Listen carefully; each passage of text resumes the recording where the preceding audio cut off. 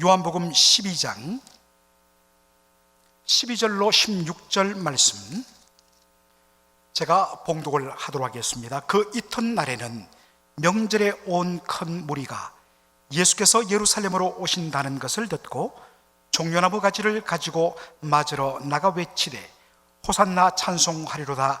주의 이름으로 오시는 이 곧 이스라엘의 왕이시여 하더라.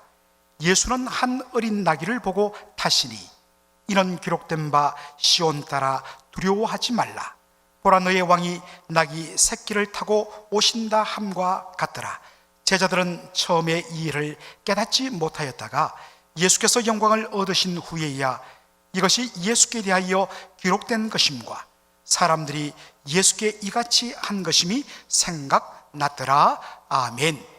여러분, 예전에 우리 여기에 연로한 어르신들 대에도 아주 유명한 스타들, 가수들, 영화배우들, 유명 연예인들이 있었고 또 그들에 대하여서 팬클럽이 조직되어서 그렇게 응원하고 활발하게 활동했습니다. 제가 청소년 시절에는 정말 최고의 그 스타는 우리 조용필 씨였습니다.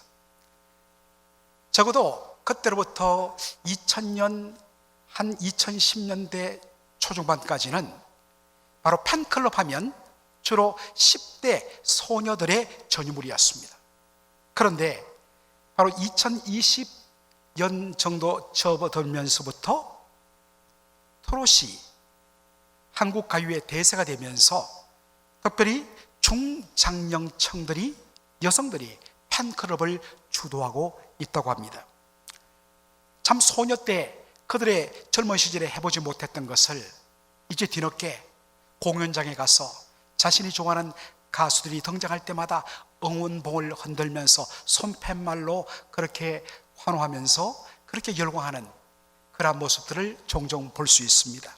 심지어 70대, 80대 우리 여성분들 임영웅, 영탁, 이찬원 나타나면 70대, 80대 어른들이 자기 손잡버들한테 오빠, 오빠 하면서 열광을 합니다.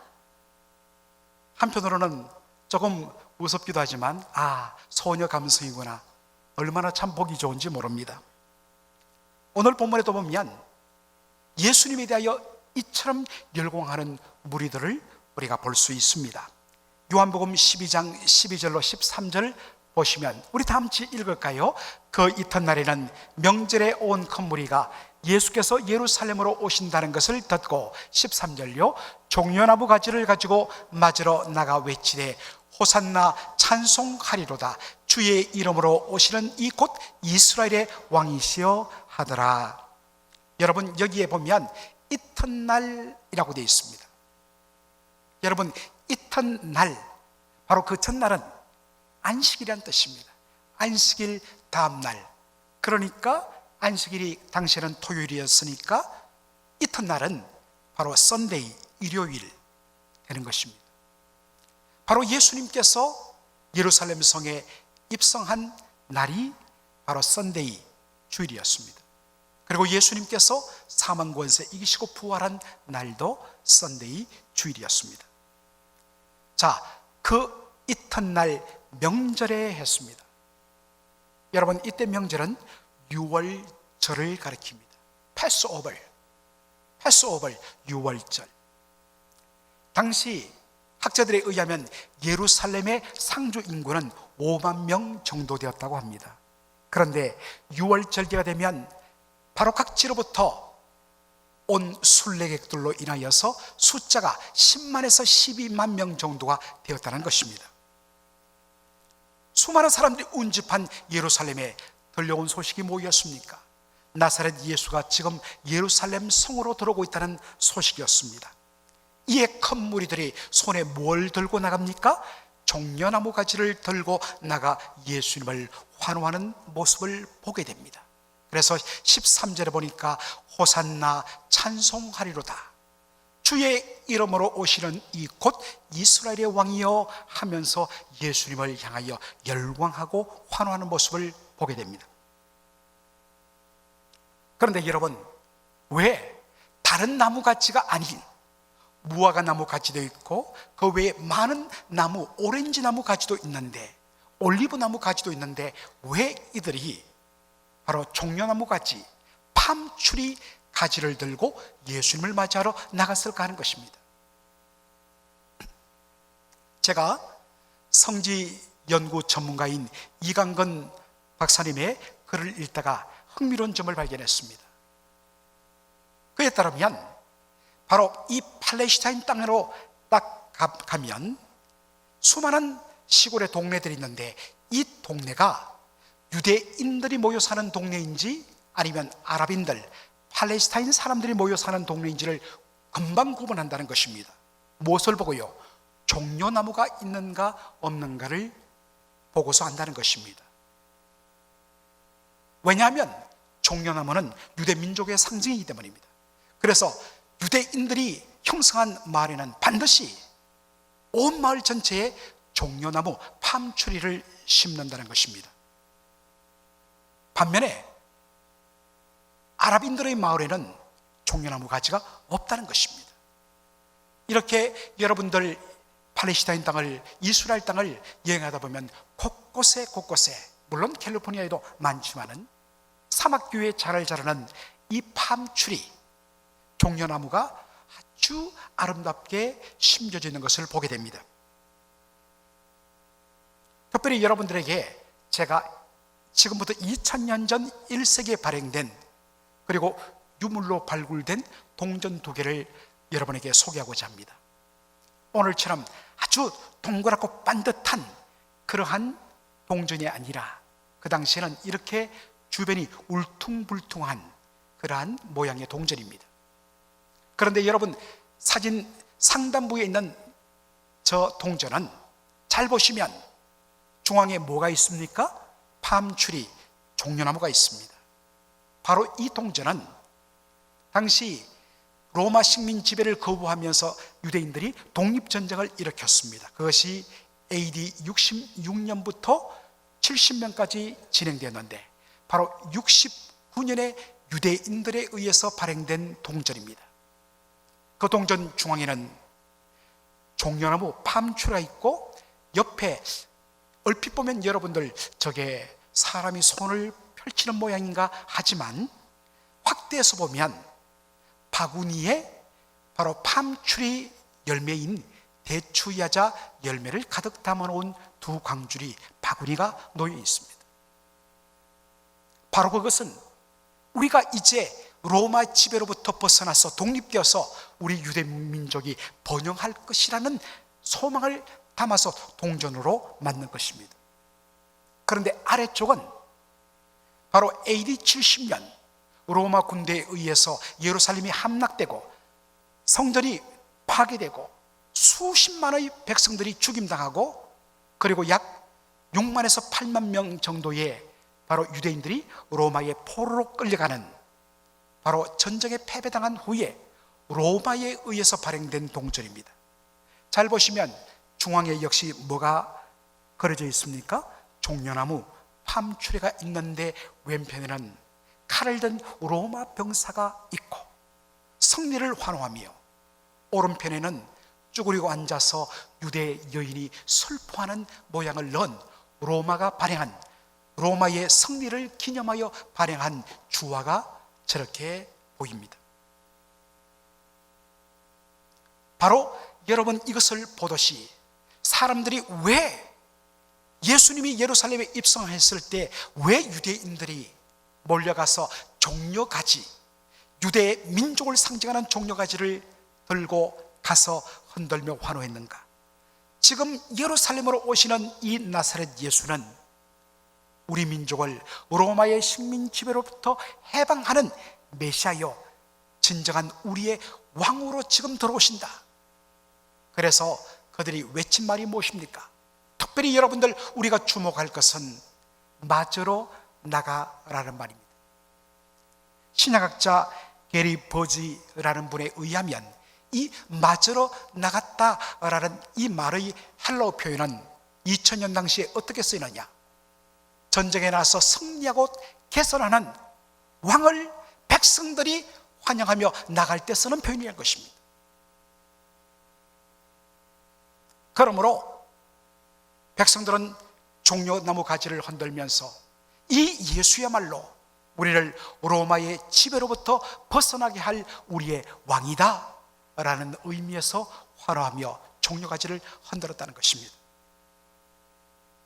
그런데 성경에는 없지만은 아마도 그때 그 모습을 찍었던 필름 영상이 있다면, 그것을 돌려본다면 여러분들은 특별히 무엇을 주목해야 되느냐? 바로 예수님을 맞이하러 나갔던 수많은 무리들의 표정에 여러분 주목할 필요가 있을 것입니다. 왜냐? 그것은 예루살렘에 들어오신 예수님의 모습 때문이었습니다. 14절 다 같이 읽겠습니다. 예수는 한 어린 나귀를 보고 타시니. 여러분, 제가 조금 전에 예수님을 맞이하러 나간 사람들, 맞으러 나가라는 말의 의미를 설명했습니다. 그것이 어떤 의미라고요? 전쟁에서 승리하고 개선하는 왕을 맞이하러 나가는 백성들의 모습이라 했습니다. 당시 전쟁에서 승리한 왕들이 개선할 때, 돌아올 때 반드시 탔던 것이 뭐냐? 흰 말이었습니다. 여러분, 이 그림 많이 보셨을 것입니다. 이 그림을 그린 분이 자크 루이 다비드라는 분인데, 이 자크 루이 다비드 화가가 그린 이 그림 여러분 많이 보셨죠? 저 사람이 누구죠? 나폴레옹이죠. 나폴레옹이 지금 이 백마를 타고 어디를 넘어가는 장면입니까? 알프스 산맥을 넘어가는 장면입니다. 그래서 그림의 제목이 알프스를 넘는 나폴레옹입니다. 그런데 요즘 저걸 좀 흉내내갖고 저 북한의 한 젊은이가 불쌍하게도 그 힘없는 말 위에 올라타는 장면을 여러분 보셨을 것입니다. 바로 자신을 그런 위대한 영웅으로 백성들에게 포장하기 위하여 그렇게 흰말을 타는 우스꽝스러움을 연출하죠. 그런데 여러분 아십니까? 한번 물어보죠. 정말 알프스산을 나폴레옹이 넘을 때 백마를 탔을까요? 여러분, 말은 어디에서 다니는 동물입니까? 평지에서 뛰어다니는 동물입니다. 말은요, 성급한 성질 때문에 산 위로 올라갈 수 없어요. 더군다나 알프스산같이 저렇게 고산 줄령을 넘을 수는 없어요. 얼마나 험한데요. 그래서 당시 기록에 보면 나폴레옹이, 대부분의 병사들은 다 걸어서 올라가지만 나폴레옹과 장군들이 알프스 산맥을 뭘 타고 넘었느냐? 천천히 올라가는 노새를 타고 넘어갔다는 것입니다. 그런데 왜 이렇게 그림을 그렸느냐? 이것은 나폴레옹은 위대한 정복자라는 것을 바로 선전하기 위하여 이 그림을 그렸던 것입니다.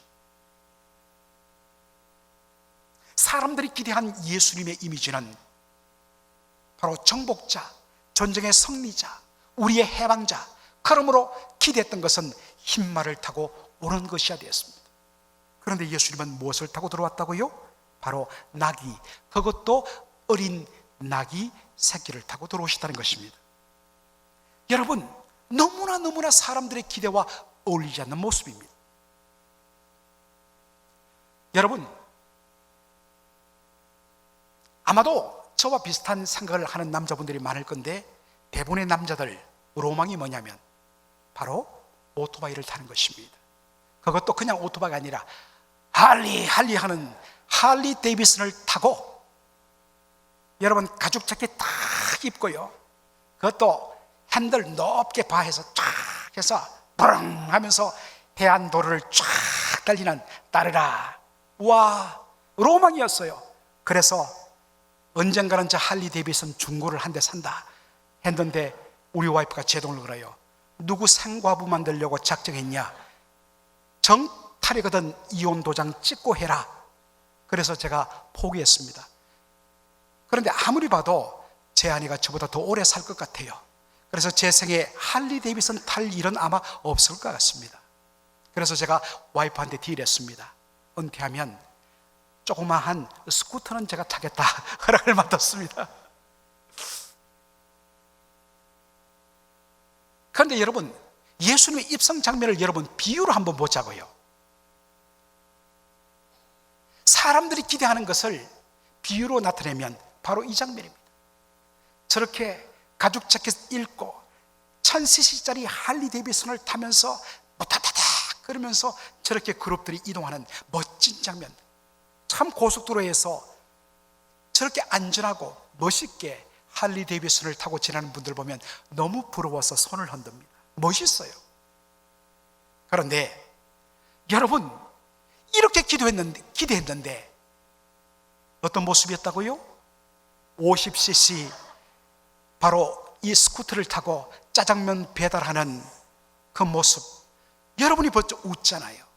사람들의 기대와 정반대의 모습으로 예수님이 등장했다는 것입니다. 낙이, 그것도 어린 낙이 새끼 타신 바로 이스라엘 왕, 너무 왕의 아우라에 맞지 않는 모습이란 것입니다. 그렇다면 여러분, 왜 예수님께서 낙이 새끼를 타고 예루살렘 성으로 입성했을까 하는 것입니다. 우리는 두 가지 이유를 찾을 수 있습니다. 첫째는 기록된 말씀을 성취하기 위해서입니다. 여러분, 15절 다 함께 읽겠습니다. 이는 기록된 바 시온 따라 두려워하지 말라. 보라, 너의 왕이 낙이 새끼를 타고 오신다 함과 같더라. 여러분, 어떻게 이 말씀이 시작됩니까? 이는 기록된 바, 기록되었다. It is written. 어디에 기록되었다는 말입니까? 구약 성경에 이 말씀이 기록되어 있다는 겁니다. 구체적으로 구약 성경 어디에요? 스가랴서 9장 9절에 기록되어 있는 말씀이란 것입니다. 이 말씀을 우리 오리지널 버전으로 스가랴서 9장 9절을 다 함께 읽도록 하겠습니다. 시작. 시온에 따라 크게 기뻐할지어다. 예루살렘에 따라 즐거이 부를지어다. 보라, 내 왕이 내게 임하시나니 그는 공의로우시며 구원을 베푸시며 겸손하여서 나귀를 타시나니 나귀의 작은 것 곧 나귀 새끼니라. 여러분, 스가랴서 9장 9절에 보면 장차 예루살렘에 임하실 왕의 모습을 어떻게 묘사하고 있습니까? 그는 바로 나귀 새끼, 나귀의 작은 것 곧 나귀 새끼를 타고 임하신다라고 되어 있습니다. 예수님은 스가랴서 9장 9절, 예수님 오시기 500년도 훨씬 더 전에 말씀하시던 스가랴서 9장 9절의 말씀을 그대로 이루시고 성취하기 위하여, 이 말씀을 그대로 이루기 위하여 말씀에 순종하여 어린 나귀 새끼를 타셨다는 것입니다.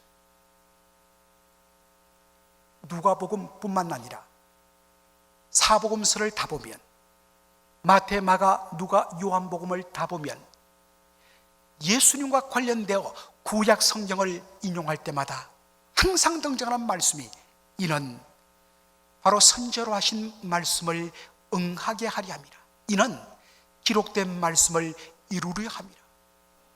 예수님의 모든 삶을 구약 성경에 말씀하신 그 말씀을 바로 성취하는 데 초점을 맞추고 기록합니다. 이것은 예수님의 삶을 지배하는 하나의 원리였습니다. 예수님은 언제든지 하나님의 뜻에 순종하는 삶을 살아주셨습니다. 때로 예수님 당신의 뜻과 하나님의 뜻이 서로 부딪힐 때도 있습니다. 그때 예수님은 과감하게 내 주장, 내 고집 하지 않습니다. 아버지 하나님의 뜻에 온전히 순종합니다.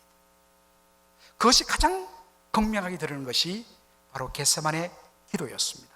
이번 고난주간, 누가복음과 함께하는 고난주간의 첫 번째 바로 새벽 기도회, 화요일날 본문 말씀이 겟세마네 동산 기도입니다. 아버지여, 할만하시거든 아버지의 뜻이라면 이 잔을 저에게서 지나가게 하옵소서. 그러나 내 원대로 마옵시고 아버지의 원대로 하옵소서.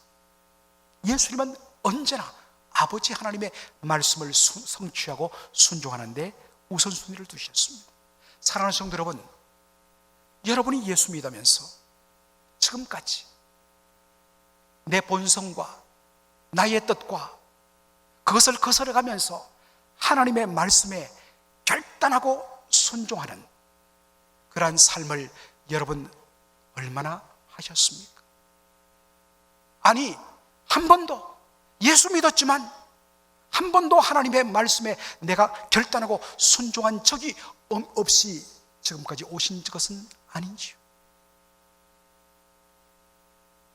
특별히 여러분, 오늘 주일 말씀을 통하여서, 그리고 이번 고난주간 한 주간, 그리고 굿프라이데이 부활절을 통하여서 주시는 말씀을 일일이 들으면서 여러분 마음속에 하나님께서 그 말씀으로 도전할 때에 우리의 본성을 거슬려서 말씀에 순종하는 결단하는 저와 여러분 되기를 주의 이름으로 축원합니다. 둘째 이유는 겸손한 왕으로 오심을 보여주기 위한 것이었습니다. 스가랴서 9장 9절 다시 보면, 그는 공의로우시며 구원을 베푸시며 겸손하여서 나귀를 타시나니 나귀의 작은 것 곧 나귀 새끼니라. 특별히 겸손이란 단어, 험벌이란 단어, 여러분 이미 우리는 겸손, 영어로 험벌이란 단어가 어떠한 모양을 나타내는지 여러분 이미 알고 있습니다.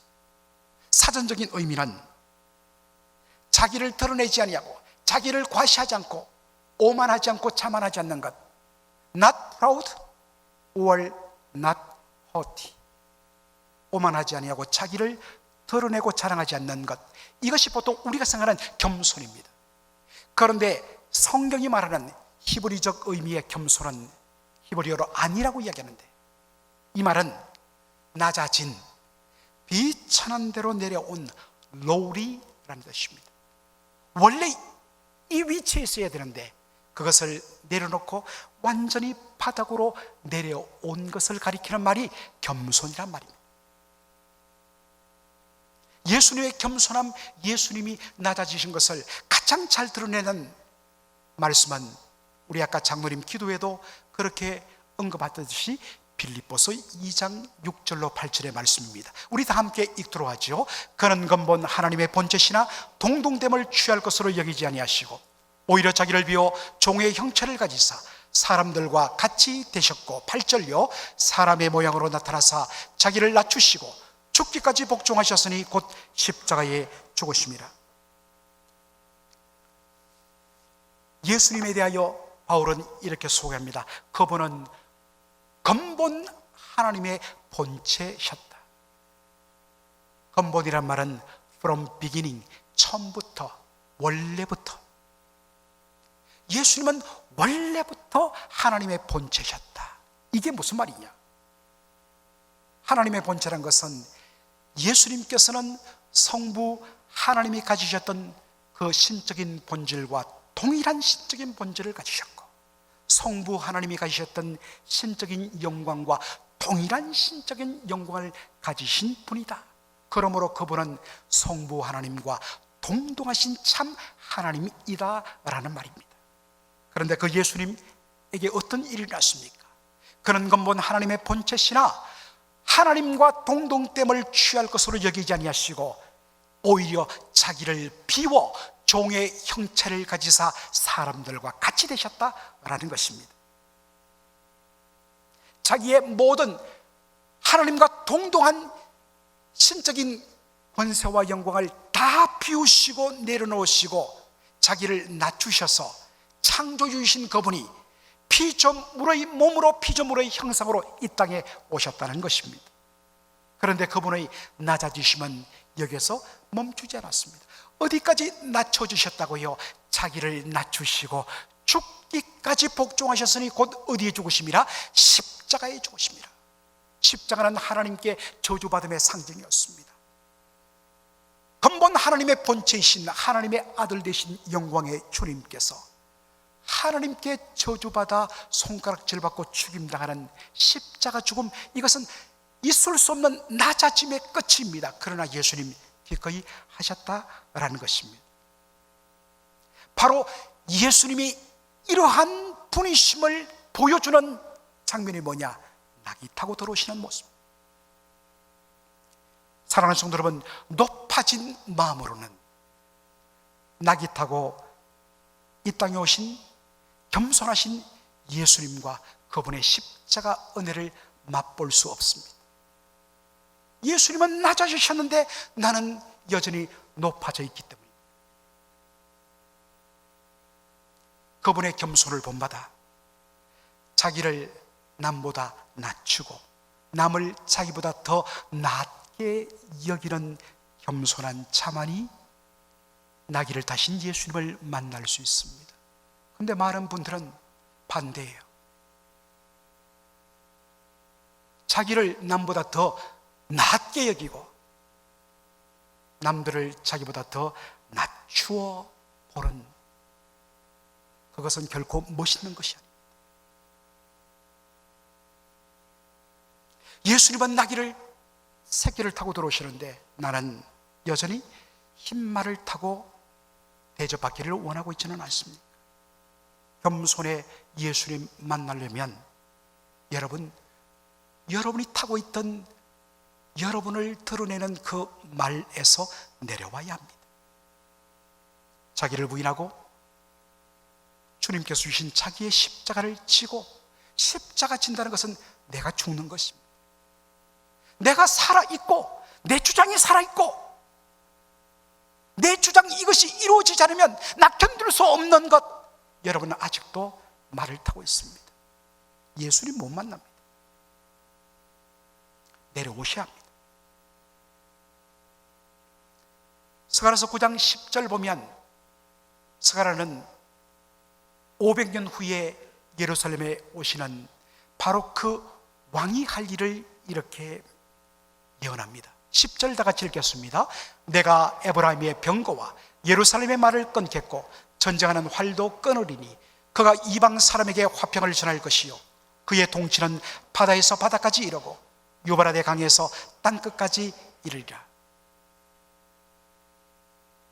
세상의 권세자, 세상의 영웅은 말과 활과 창과 칼을 가지고 바다 이편에서 바다 저것까지, 강 이곳에서 저것까지 온 세계를 나의 힘으로 굴복시키고, 그래서 이것을 바로 로마의 평화, 팍스 로마나라고 이야기하죠. 여러분, 그렇게 힘으로 세상을 정복하면서 평화를 추구했던 모든 세력들 다 무너졌습니다.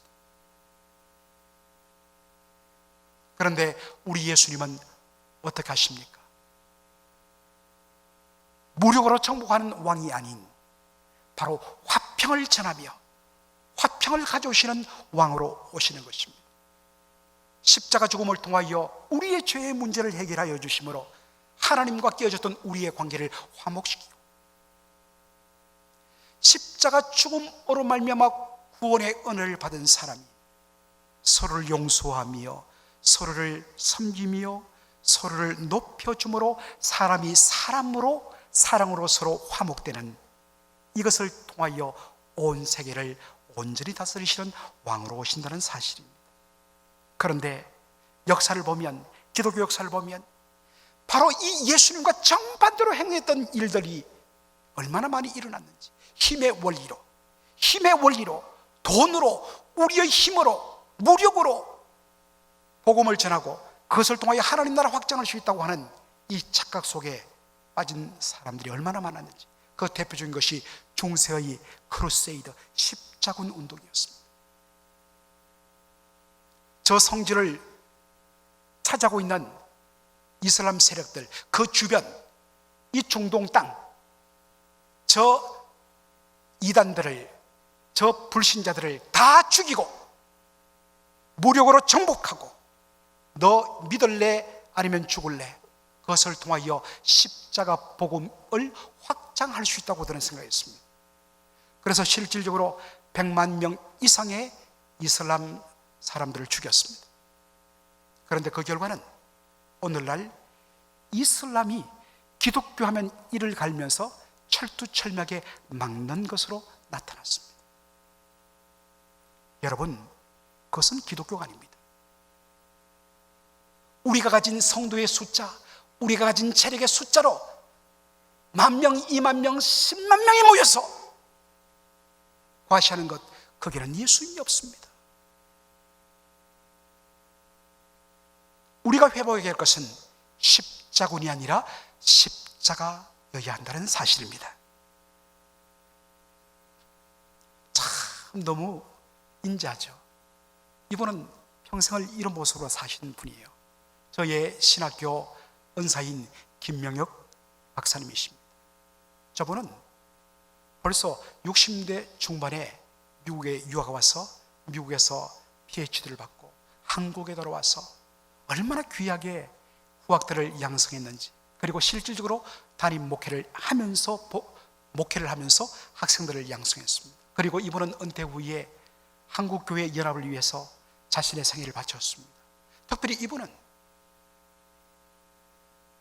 가난한 농촌 시골교회 어촌교회 목회자를 위해서 자신의 주머니에 본인도 없는데 성도들이 넣어주면 돈을 넣고 가서 주일 설교해주고 사례비 다 돌려주고 오히려 목사님들 사모님들 수고한다면서 그렇게 하면서 1년의 절반을 전국을 돌아다니면서 말씀사를 했습니다.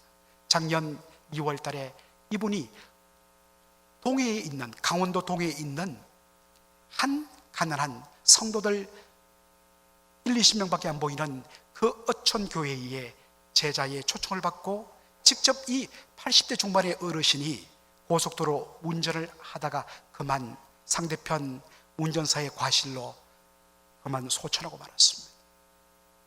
너무 귀한 분이에요. 그런데 이분이 우리의 귀에 못이 박히도록 일생을 외쳤던 메시지가 하나 있습니다.